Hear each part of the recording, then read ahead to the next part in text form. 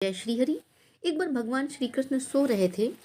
नींद में ही उनके मुख से राधा जी का नाम निकला तो सभी पटरानियों को लगा प्रभु की हम इतनी सेवा करते हैं, परंतु प्रभु सबसे ज़्यादा राधा रानी को ही स्मरण करते हैं, उन्हीं को याद करते हैं। रुक्मणी जी और अन्य रानियों ने रोहिणी जी से राधा रानी और श्री कृष्ण के प्रेम व ब्रज की लीलाओं का वर्णन करने की प्रार्थना की। माता ने कथा सुनाने की हामी भर दी, लेकिन यह भी कहा कि श्री कृष्ण बलराम को इसकी भनक ना मिले। तो ये तय हो गया और रोहिणी ने एक गुप्त स्थान पर एक कथा सुनाएंगी, वहाँ कोई और ना आए, इस बात का ध्यान रखने के लिए उन्होंने सुभद्रा जी को पहरा देने के लिए मना लिया। सुभद्रा जी वहाँ पहरा देने लगी। सुभद्रा जी वहाँ पहरा दे रही थी, तभी श्री कृष्ण और बलराम भी आ गए। उन्होंने भी अंदर आने से मना कर दिया। माता ने कथा सुनानी प्रारंभ की। सुभद्रा द्वार पर तैनात थी। थोड़ी देर श्री कृष्ण और बलराम वहां आ पहुंचे। सुभद्रा ने उनको अंदर जाने से रोक लिया। इससे भगवान श्री कृष्ण को कुछ संदेह हुआ। वह बाहर से ही अपनी सूक्ष्म शक्ति द्वारा अंदर की माता द्वारा वर्णित ब्रज लीलाओं का आनंद लेकर सुनने लगे। बलराम जी भी कथा का आनंद लेने लगे। कथा सुनते सुनते श्री कृष्ण, बलराम व सुभद्रा हृदय में ब्रज के प्रति अद्भुत प्रेम भाव उत्पन्न हुआ और उस भाव से उनके पैर हाथ सिकुड़ने लगे, जैसे बालकाल में थे। तीनों राधा जी की कथा में ऐसे विभोर हो उठे कि मूर्ति के समान जड़ प्रतीत होने लगे। बड़े ध्यानपूर्वक देखने के बाद भी उनके हाथ पर दिखाई नहीं देते थे। सुदर्शन ने भी द्रवित होकर लंबा रूप धारण कर लिया और उसी समय देव मुनि नारद भी वहां आ पहुंचे। भगवान के इस रूप को देखकर आश्चर्यचकित हो गए और निहारने लगे। कुछ समय बाद जब तंद्रा भंग हुई तो नारद जी ने प्रणाम करके भगवान श्री कृष्ण से कहा, हे प्रभु, मेरी इच्छा है कि मैंने आज जो रूप देखा है वह रूप आपके भक्त जनों को पृथ्वी लोक पर चिरकाल तक देखने को मिले। आप इस रूप में पृथ्वी पर वास करें। भगवान श्री कृष्ण ने नारद जी की बात से प्रसन्न हुए और उन्होंने कहा, ऐसा ही होगा। कलिकाल में मैं इसी रूप में नीलांचल क्षेत्र में अपना स्वरूप प्रकट करूंगा। कलयुग के आगमन के उपरांत प्रभु की प्रेरणा से मालवराज इंद्रघुम्न ने भगवान श्री कृष्ण, बलभद्र जी और बहन सुभद्रा जी की ऐसी ही प्रतिमा जगन्नाथ मंदिर में स्थापित कराई। राजा इंद्रघुम्न श्रेष्ठ प्रजा पालक राजा थे। प्रजा उन्हें बहुत ही प्रेम करती थी। प्रजा सुखी और संतुष्ट थी। राजा के मन में इच्छा थी कि वह कुछ ऐसा करे जिससे सभी उन्हें स्मरण रखें। दैवयोग से इंद्रघुम्न के मन में एक अज्ञात कामना प्रकट हुई। वो एक ऐसा मंदिर का निर्माण कराएं कि जैसा सारी दुनिया में कहीं ना हो। उनके मन में ये विचार घूमने लगे, मंदिर में किस देवता की मूर्ति स्थापित करें। राजा मन ही मन ये इच्छा जता रहे थे, चिंता कर रहे थे। एक रात उनको नींद आ गई और स्वप्न में उन्होंने देखा एक देववाणी सुनाई पड़ी। इंद्रघुम्न ने सुना, राजा, तुम पहले नए मंदिर का निर्माण आरंभ करो। मूर्ति विग्रह की चिंता छोड़ दो। उचित समय आने पर स्वयं ही राह दिखाई पड़ेगी। राजा नींद से जाग उठे।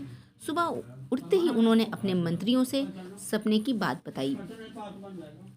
राजपुरोहित ने सुझाव और शुभ मुहूर्त और पूर्वी समुद्र तट पर एक विशाल मंदिर का निर्माण का मंदिर निर्माण का निश्चय हुआ। वैदिक मंत्रोच्चारण के साथ मंदिर निर्माण का श्री गणेश हुआ। राजा इंद्रघुम्न ने मंदिर बनवाने की सूचना शिल्पियों और कारीगरों को दे दी। सभी इसमें योगदान देने पहुंचे। दिन रात मंदिर के निर्माण में जुट गए। कुछ वर्षों में मंदिर बनकर तैयार हो गया। एक विशाल मंदिर का निर्माण हुआ सागर पर, परंतु मंदिर के भीतर भगवान की मूर्ति की समस्या थी कि अब मूर्ति वहां पे कौन सी विराजमान हो। एक दिन मंदिर के गर्भगृह में बैठकर इसी बात का चिंतन कर रहे थे। राजा की आंखों से आंसू निकलने लगे। राजा ने भगवान से विनती की, प्रभु, आपके किस स्वरूप को इस मंदिर में स्थापित करूं? इसकी चिंता से मैं व्यग्र हूँ। आप मुझे मार्ग दिखाइए। आपने जैसे मुझे सपने में संकेत दिया था वैसे मैंने किया और मंदिर का काम भी पूरा हो गया। राजा की आंखों से आंसू झर रहे थे और प्रभु से प्रार्थना करते जा रहे थे, प्रार्थना करते रहे और वो दुखी मन से यह अपने महल में चले गए। उस रात राजा ने अपने सपने में देखा और उन्हें एक देववाणी सुनाई दी। कहा, यहाँ निकट में ही भगवान श्री कृष्ण का विग्रह रूप है। तुम उन्हें खोजने का प्रयास करो, तुम्हें दर्शन मिलेंगे। इंद्रघुम्न ने स्वप्न की बात फिर से पुरोहितों को और मंत्रियों को बताई। सभी का निष्कर्ष निकला कि प्रभु की कृपा सहज प्राप्त नहीं होती, इसलिए हमें निर्मल मन से परिश्रम आरंभ करना होगा। भगवान के विग्रह का पता लगाने की जिम्मेदारी राजा ने इंद्रघुम्न ने 4 विद्वान पंडितों को सौंप दिया। प्रभु की इच्छा से प्रेरित होकर चारों विद्वान चारों दिशाओं में निकले। एक विद्यापति जो चारों में से सबसे कम उम्र के थे, प्रभु की विग्रह की खोज के दौरान उनके साथ बहुत सी अलौकिक घटनाएं भी हुई। प्रभु का विग्रह कैसे मिले की ओर चले गए। कुछ आगे चलने बाद विद्यापति उत्तर की ओर मुड़े तो उन्हें एक जंगल दिखाई दिया जो बहुत ही भयानक था। श्री कृष्ण भगवान का स्मरण करते जा रहे थे, राह दिखाने की प्रार्थना भी कर रहे थे। भगवान श्री कृष्ण ने उनको प्रेरणा दी। जंगल के मध्य में उन्हें एक पर्वत दिखाई दिया। पर्वत की ध्वनि सुनाई पड़ रही थी, संगीत आ रहा था। उन्हें मृदंग, बंसी और करताल की ध्वनि भी सुनाई दे रही थी। संगीत उन्हें दिव्य लगा। संगीत की लहरों में खोजते हुए वे आगे बढ़े चले। जल्द ही वो पहाड़ी की चोटी पर पहुंच गए। पहाड़ की दूसरी ओर एक सुंदर सी घाटी देखी जहां भील नृत्य कर रहे थे। विद्यापति उस दृश्य को देखकर मंत्रमुग्ध हो गए। सफर के कारण थके थे और संगीत में थकान मिट गई और उन्हें नींद आने लगी। अचानक एक बाघ की गर्जना सुनकर विद्यापति घबराकर उठे। उन्होंने देखा बाघ उनकी ओर दौड़ता हुआ आ रहा है। वो घबरा गए और बेहोश होकर वहीं गिर पड़े। और जब बाघ उन पर आक्रमण करने वाला था तभी एक स्त्री ने उस बाघ को पुकारा। उस आवाज को सुनकर बाघ मौन हो गया। स्त्री ने उसे लौटने का आदेश दिया। स्त्री के पैरों के पास ऐसे लौटने लगा जैसे कोई बिल्ली का जो बच्चा हो। बाघ की पीठ पर प्यार से हाथ थपथपाने लगी। बाघ के स्नेह वो स्त्री बहुत ही सुंदर थी। भीलों के राजा विश्वासु की इकलौती पुत्री ललिता थी। ललिता ने अपनी सेविकाओं को अचेत विद्यापति की देखभाल के लिए भेजा। सेविकाओं ने झरने के जल से विद्यापति पर छिड़का। कुछ देर बाद विद्यापति की चेतना लौट आई। उन्हें जल पिलाया गया। विद्यापति यह सब देखकर कुछ आश्चर्य में थे। वो यह सब देखकर उनको आश्चर्य हुआ। ललिता विद्यापति के पास आई और पूछा, आप कौन हैं और भयानक जानवरों से भरे इस जंगल में कैसे आप पहुंचे और किस प्रयोजन से आप यहाँ पर हैं? बताएं तो मैं आपकी सहायता कर सकूं। आप अपना प्रयोजन। विद्यापति के मन में बाघ के भय पूरी तरह से गया नहीं था। ललिता ने यह बात बहुत अच्छे से भांप ली। उन्हें संतावना देते हुए कहा, विप्रवर आप मेरे साथ चलें। जब आप स्वस्थ हों तब अपने लक्ष्य की ओर प्रस्थान करें। विद्यापति ललिता के पीछे उनकी बस्ती की तरफ चल दिए। विद्यापति भीलों के पास राजा विश्वासु से मिले और अपना परिचय दिया। विश्वासु विद्यापति जैसे विद्वान से मिलकर बहुत ही प्रसन्न हुए और उन्होंने अनुरोध किया कि आप कुछ दिन अतिथि बनकर यहीं पर रुकें और अपना ज्ञान का उपदेश दें। वो ज्ञान का उपदेश देते और विश्वासु और ललिता बड़ी रुचि के साथ, भाव के साथ उनको सुनते। सुनते सुनते विद्यापति के लिए अनुराग पैदा हो गया। विद्यापति ने भी भांप लिया कि ललिता जैसी सुंदर उनसे प्रेम हो गया है। किंतु विद्यापति एक बड़े कार्य के लिए निकले थे। अचानक एक दिन विद्यापति बीमार हो गए। ललिता ने उनकी सेवा की। इससे विद्यापति के मन में भी ललिता के प्रति प्रेम भाव पैदा हो गया। विश्वासु ने प्रस्ताव रखा कि विद्यापति ललिता से विवाह कर ले। विद्यापति ने इसे स्वीकार कर लिया। कुछ दिनों के लिए सुख में बीते समय ललिता से विवाह करके विद्यापति प्रसन्न थे, पर जिस महत्वपूर्ण कार्य के लिए वो वहां आए थे वो अधूरा था। यही चिंता उन्हें बार बार सता रही थी। इस बीच विद्यापति को विशेष बात पता चली। विश्वासु हर रोज सवेरे उठकर कहीं चला जाता है और सूर्योदय के बाद ही लौटता है। चाहे कितनी भी विकट स्थिति हो, उसका नियम नहीं टूटता है। विश्वासु के इस व्रत पर विद्यापति को बहुत ही आश्चर्य हुआ। उसके मन में इस रहस्य को जानने की इच्छा हुई। आखिर विश्वासु जाता कहाँ है? विद्यापति पत्नी के प्रेम मार्ग में भटक गए थे। विद्यापति ने ललिता से उसके पिता द्वारा प्रतिदिन सुबह किसी अज्ञात स्थान पर जाने और सूर्यदेव के पूर्व लौटने का रहस्य पूछा।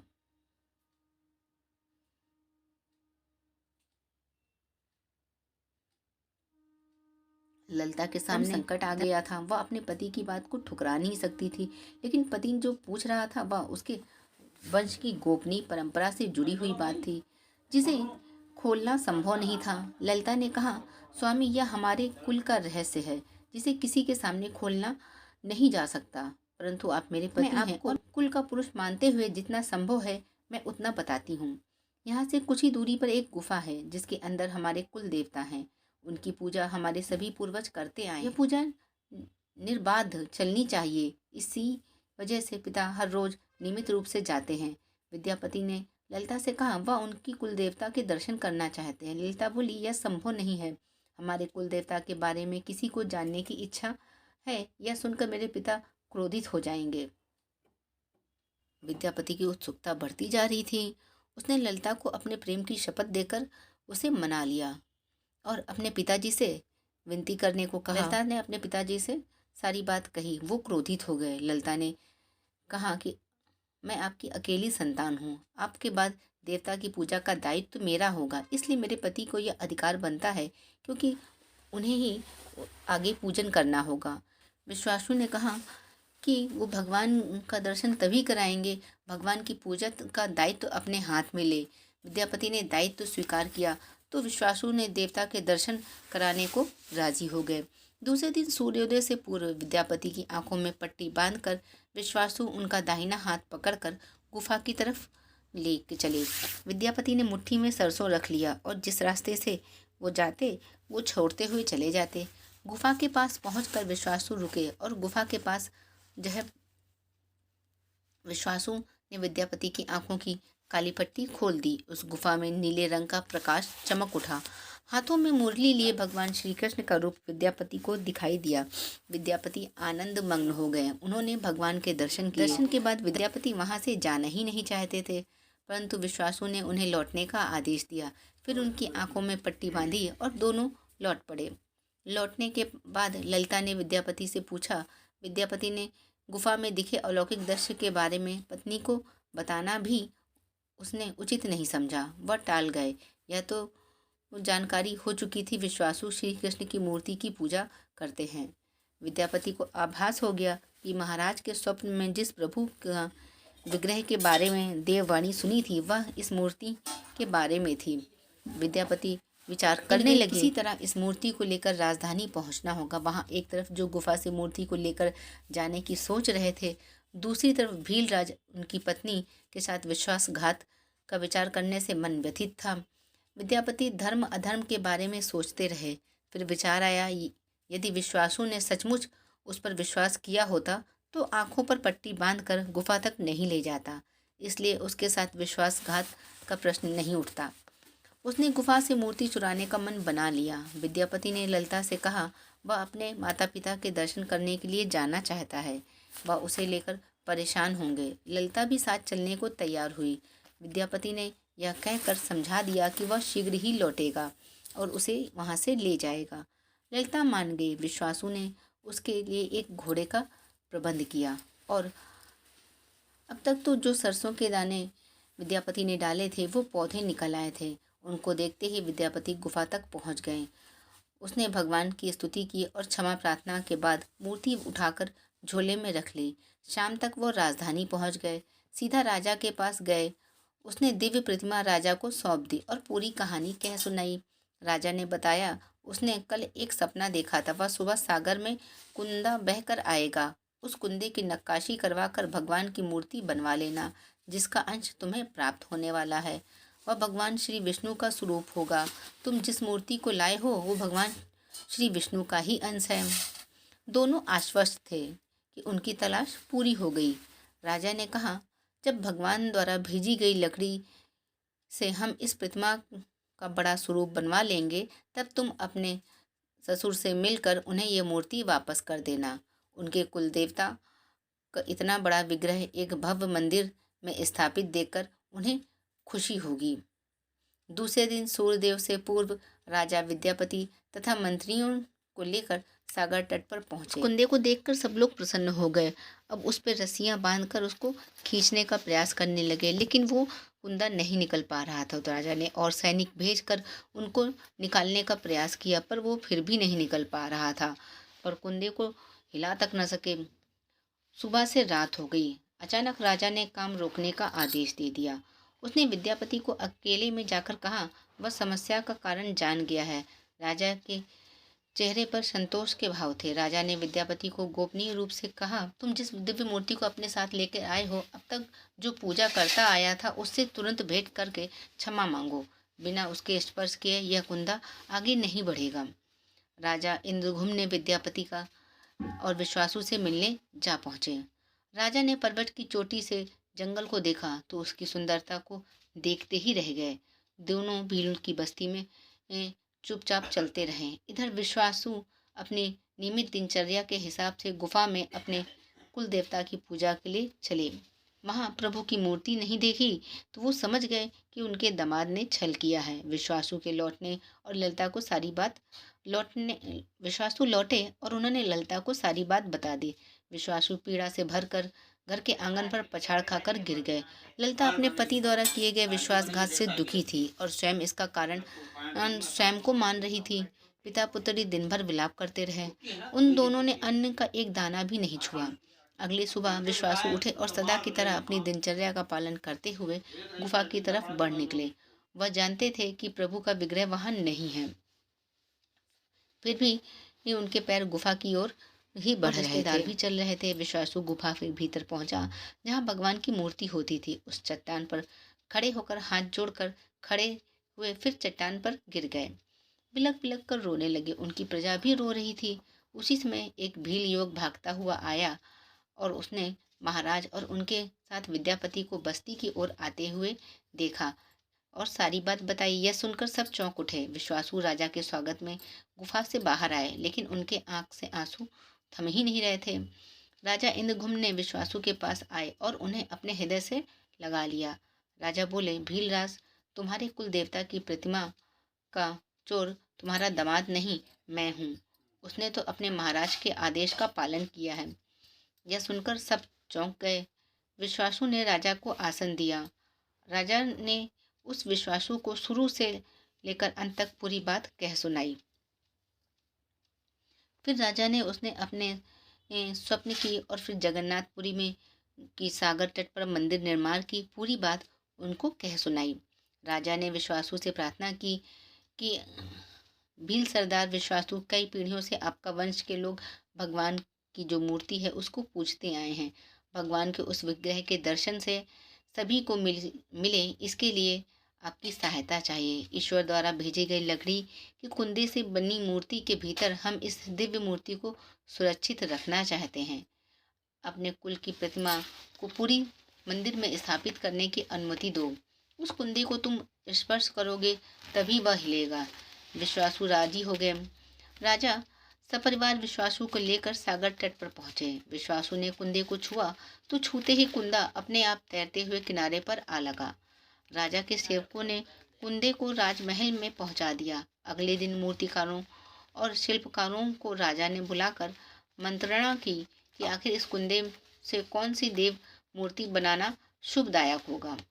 मूर्तिकारों ने कहा कि वे पत्थर की मूर्तियां बनाना तो जानते हैं, लेकिन लकड़ी की मूर्ति बनाने का उन्हें कोई ज्ञान नहीं है। एक नया विघ्न उत्पन्न हो गया था। अब तो राजा फिर से चिंतित हो गया। उसी समय वहां एक बूढ़ा आया। उसने राजा से कहा, इस मंदिर में आप भगवान श्री कृष्ण को उनके भाई बलभद्र, बहन सुभद्रा के साथ विराजमान करें। इस दैवयोग का यही संकेत है।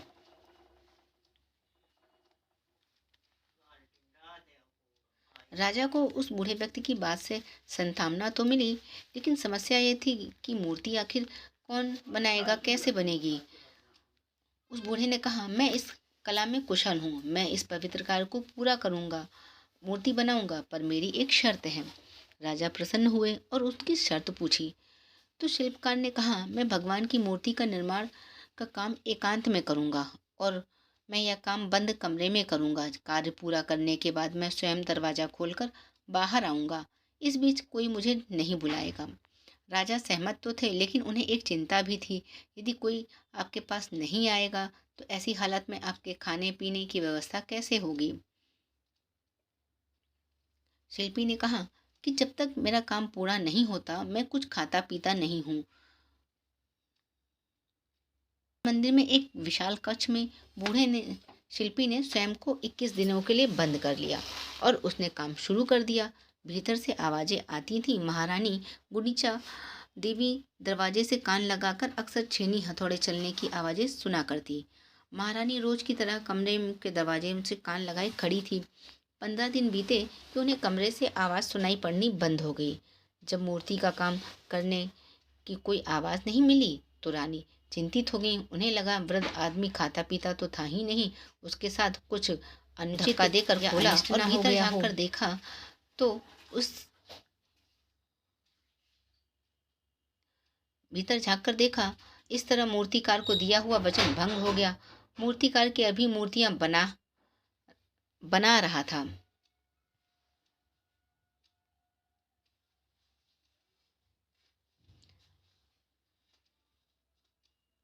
परंतु रानी को देखते ही वो अदृश्य हो गया। मूर्ति निर्माण का कार्य अभी तक पूरा नहीं हुआ था। हाथ पैर का निर्माण पूरा नहीं हुआ था। वृद्ध शिल्पकार के रूप में स्वयं देवताओं के शिल्पी भगवान विश्वकर्मा आए थे। उन्हें अदृश्य होते हुए मूर्ति अधूरियां ही रह गईं। इसी कारण आज भी यह मूर्तियां वैसी ही हैं। उन प्रतिमाओं को ही मंदिर में स्थापित कराया गया। कहते हैं विश्वासु संभवतः उस जरा बहलिए का वंशज था जिसने अनजाने में भगवान श्री कृष्ण की हत्या कर दी थी। विश्वासु शायद कृष्ण के पवित्र अवशेषों की पूजा करता था। यह अवशेष मूर्तियों में छिपा कर रखे गए थे। विद्यापति और ललिता के वंशज जिन्हें दैत्यपति कहते हैं, उनका परिवार ही यहाँ अब तक पूजा करते हैं।